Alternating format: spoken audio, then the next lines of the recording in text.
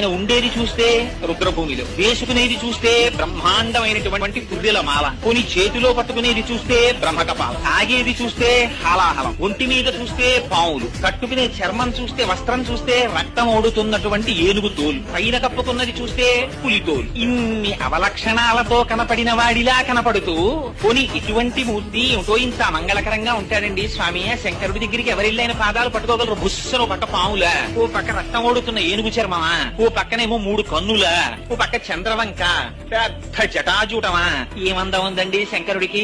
అదే మా స్వామి శ్రీ మహావిష్ణువు. మేఘశ్యామం పీతకౌసేయవాసం శ్రీవత్సాంకం కౌస్తుభోద్భాసితాంగం పుణ్యోపేతం పుండరీకాయతాక్షం విష్ణుం వందే సర్వలోకైకనాథం. అంత అందగాడు కదా. ఏమిటండి శివుడు ఎందుకు ఇలా ఉంటాడు అనుకుందామంటే చిత్రం ఏమిటో తెలుసా అండి. ఆ శంకరుడి అందం చూసి ముచ్చట పడిపోయి పూజ చేసిన వాడు మొట్టమొదటి అసలు శ్రీ మహావిష్ణువు. ఎంత పూజ చేశాడంటే ఆయన